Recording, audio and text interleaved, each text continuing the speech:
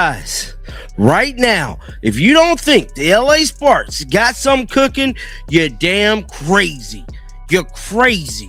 And if you ain't following the news, you better get to connecting the dots. Now, we was hearing reports from Jason Whitlock. I will say he was the first one to kind of insinuate that the LA Sparks could be making a run towards Caitlin Clark.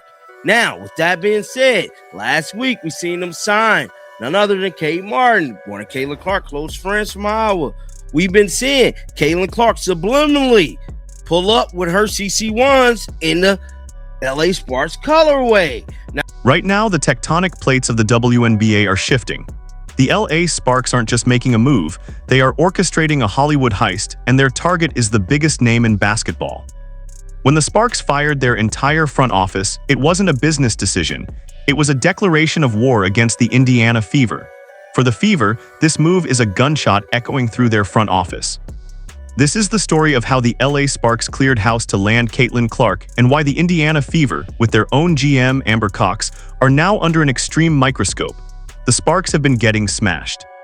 They have been the doormat of the league, but they have decided that if you can't beat the superstar, you steal her.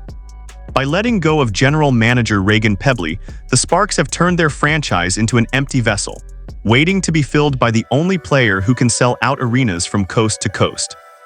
It is a massive gamble, a signal to Caitlin Clark that Los Angeles is ready to rebuild its entire identity around her name. The Sparks are moving pieces on a chessboard, and while they do, the clock is ticking for Indiana Fever GM Amber Cox. The WNBA universe is watching and the pressure is mounting. Los Angeles just raised the stakes, and Indiana had better be ready to respond or risk losing the most valuable player in the sport. The immediate fallout of the Sparks front office purge is the most significant shift in WNBA front office dynamics since the league's inception. Reagan Pebley's dismissal is not just a firing, it is an admission of massive strategic failure. Let's look at the sheer chaos of the Pebley era. They traded away key assets, gave out an insane contract to players like Atkins, and essentially threw the future away. The Sparks' lasting impact under Pebley is the years it will take to clean up this mess. But the Sparks believe that mess is only worth cleaning up if Caitlin Clark is the one holding the broom. Yes, they got rid of everybody. Now, some people might think this is not a big deal. Oh, this is very much a big deal. And this furthermore tells me they're cooking up something, very much something. So it said Sparks has agreed to part ways with general manager Reagan Pebley. But she wasn't the only one that got fired either. But we gonna read this statement that was released by the LA Sparks, bruh. Say Sparks agreed to part ways with general manager. That welcome to the league moment for Caitlin Clark will be defined by the teams that position themselves to catch her.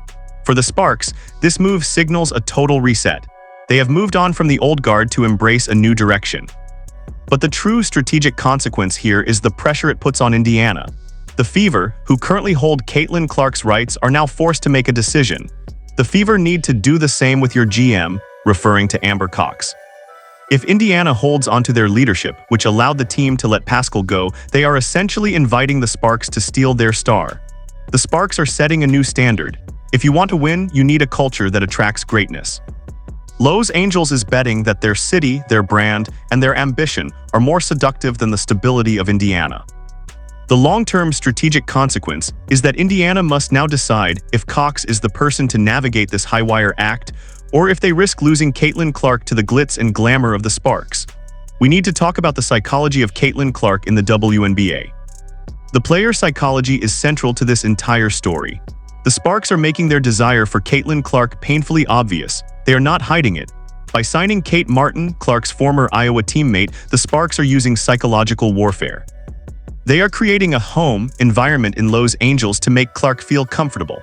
They are building a roster around her before she even arrives. I'm telling you right now, y'all could clean up this mess if y'all get Caitlin, bro. If y'all make a run to get Caitlin Clark,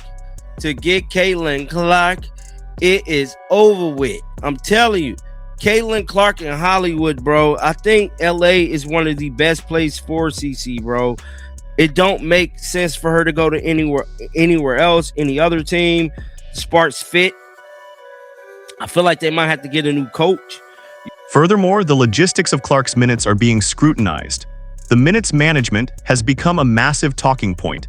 Indiana Fever head coach Christy Sides is under the microscope for her handling of Clark. There is an undercurrent of frustration regarding how Caitlin Clark's minutes were managed in Indiana, compared to the idea of her playing in a more structured, holistic environment like the Sparks.